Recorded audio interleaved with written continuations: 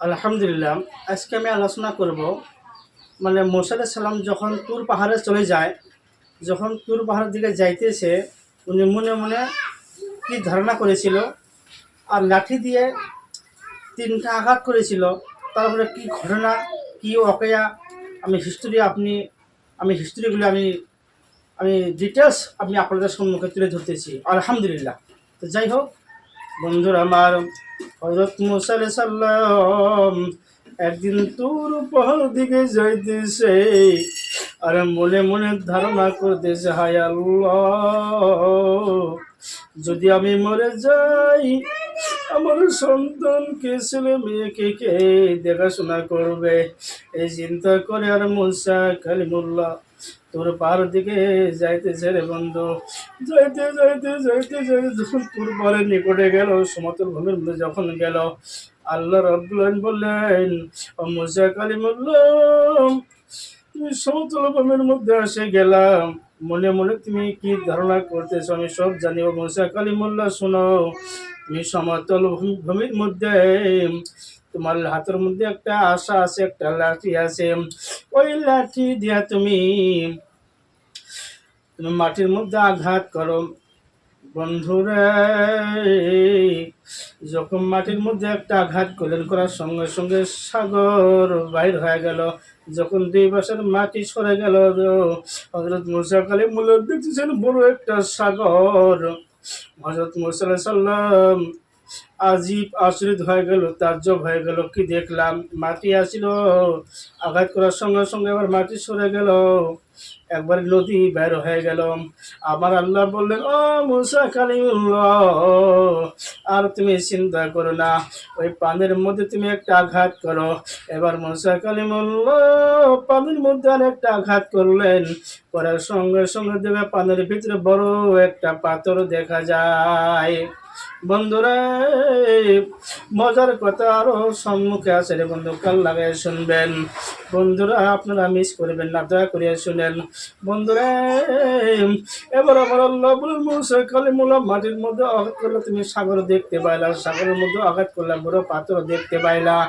ও মুসা কালিমুল্লাহ, তুমি এখন পাথরের মধ্যে একটা আঘাত করে যাও।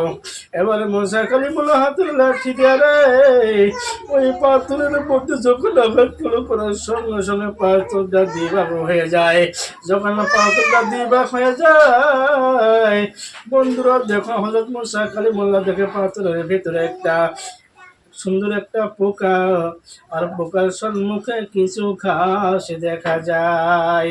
হযরত মুসা কালিমুল্লাহ আশ্চর্য হয়ে গেল, আল্লাহ গো, তোমার নীলা বুঝা বড় টান, সমতল ভূমি দেখলাম, আঘাত করলাম তোমার হুকুমে, আবার আঘাত করার সঙ্গে সঙ্গে পানি দেখতে পাইলাম, আবার পানির মধ্যে আঘাত করলাম তোমার হুকুমে, আবার পানি যখন সরে গেল বড় একটা পাথর দেখতে পাইলাম তোমার হুকুমে, আবার পানির মধ্যে আঘাত করলে যখন পাথর দেখতে পাইলাম, পাথরের মধ্যে আঘাত করলাম, আঘাত করার সঙ্গে সঙ্গে পাথরের ভিতরে একটা পোকা, পোকার সম্মুখে কিছু ঘাস দেখতে পাইলাম। বন্ধুরা, হযরত মুসা আলাইহিস সালাম চিন্তার মধ্যে পড়ে গেল।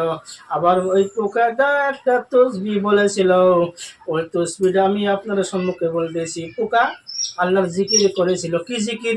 সুবহানি তারনি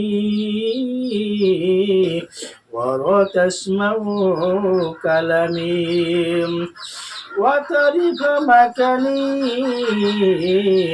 ওয়াতারযুকনি ফি কালবি হাজারিন। পোকাই তসবিহ করেছিল রে বন্ধু, আল্লাহর জিকির করেছিল। হযরত মুসা আলাইহিস সালাম চিন্তার মধ্যে পড়ে গেল, আল্লাহ, তোমার মহিমা বোঝা বড় টান। পোকার সম্মুখে ঘাস, পাথরের ভিতরে পোকা, আবার পোকার ভিতরে পোকার সম্মুখে কিছু ঘাস দেখতে পাইলাম, আর পোকাটা সুন্দর করে আপনার তসবিহ বলতেছে। কি তসবিহ? আমরা যেরকম জিকির করি, আল্লাহ আল্লাহ, লা ইলাহা ইল্লাল্লাহু মুহাম্মাদুর রাসূলুল্লাহ, আমরা সুবহানাল্লাহ সুবহানাল্লাহ জিকির পাঠ করি। বন্ধুরা, ওই পোকাটাও জিকির করেছিল আল্লাহর, কি জিকির? সুবহানি তারানি। পোকা, এটা পোকার জিকির, পোকা জিকির করেছিল। কি পোকা? পোকার জিকিরটা হলো সুবহানি তারানি وتسمع كلامي وترب مكاني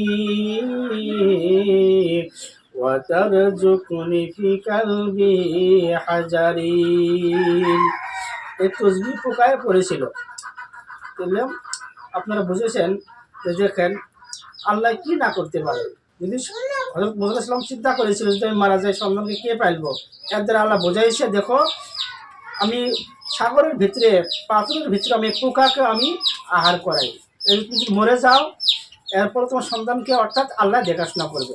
সেই জন্য আমরা সবাই আল্লাহর প্রতি আমরা বিশ্বাস করে আমরা ভাষা করবো।